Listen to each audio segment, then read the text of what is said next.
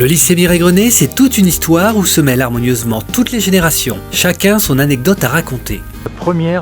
La première entrée des classes scolaires ici, c'était en septembre 1966. Et je dois dire, oui c'est vrai, c'est avec beaucoup d'émotion.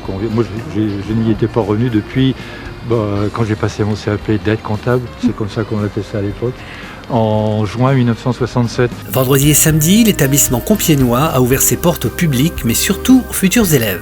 Une cinquantaine de 2 chevaux étaient exposés pour l'occasion. Une manière de lier histoire, enseignement et attirer la curiosité de nombreux visiteurs, dont le maire de la ville de Compiègne, Philippe Marini. Ouais. C'est vrai qu'il y avait intérêt à faire le double débrayage. Oui. Il y a des années où mes enfants ils étaient petits, ma fille s'avait cassé la jambe et il y avait plein de neige. Et donc heureusement j'avais la 2 chevaux pour arriver jusqu'à Compiègne parce que j'étais la seule à rouler sur la route sans glisser, sans déraper. Et moi j'adorais ça.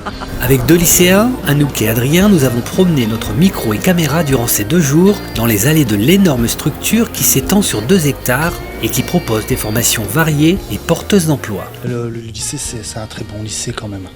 À quel niveau ? C'est les élèves ils sont vraiment bien suivis, hein, c'est ça. Pour l'instant, j'ai visité que la mécanique et tout. Mais après, pour l'instant, on n'a pas encore fini la visite. La première chose qui surprend ici quand on ne connaît pas, c'est la taille du lycée. Très très grand. Je pense que si je venais ici, je m'y perdrais beaucoup. On a l'impression que c'est comme un labyrinthe, ça nous change du collège. Je vois les plusieurs postes qu'il y a, ça me paraît grand. À l'intérieur, ça me paraît grand. Effectivement, le lycée Mireille-Grenet est une énorme structure qui propose des formations de la seconde au BTS. Elles sont classées par pôle et visibles sur le site internet du lycée. Que vous soyez scientifique, littéraire, manuel, technicien, musicien ou sportif, le lycée pourra répondre à toutes vos demandes. Mais pas toujours facile de s'y retrouver.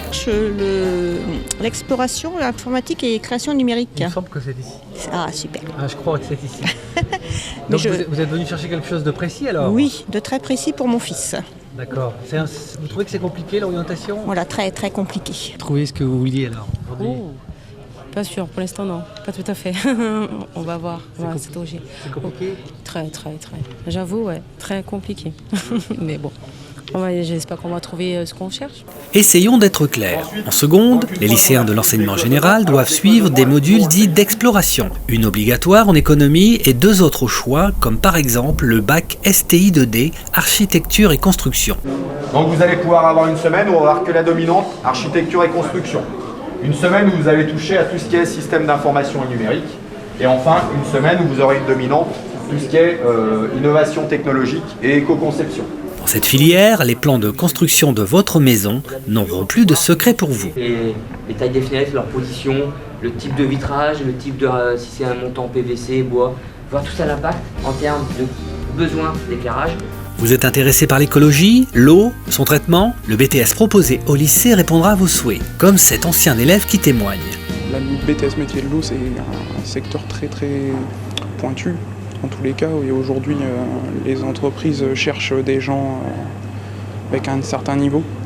Et donc ce niveau-là, et en fait le BTS métier de l'eau, ce qu'il y a aussi de particulier, je pense, c'est qu'ils sont en liaison directe avec les entreprises, ce qui fait qu'ils savent ce que les entrepreneurs attendent.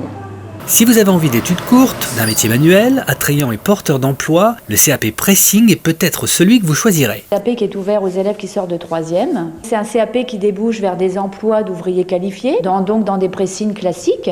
On peut aller par exemple travailler sur un bateau de croisière. On peut aussi travailler auprès de grands couturiers. On a d'ailleurs également une formation au niveau national qui est plus spécialisée sur l'entretien des costumes de scène.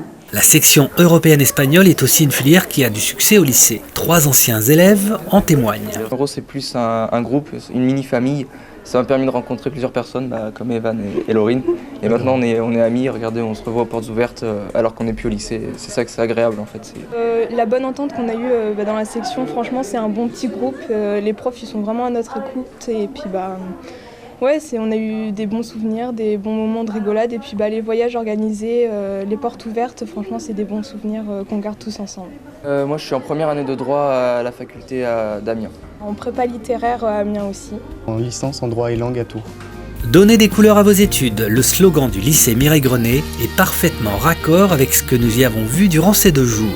Compétences, professionnalisme des équipes enseignantes, Atelier vaste et bien doté, prise en compte du niveau des élèves pour les emmener jusqu'au bac et même au-delà. Rendez-vous sur le site du lycée pour, à votre tour, faire le choix de cet établissement cinquantenaire qui continue à mêler modernité, histoire et tradition.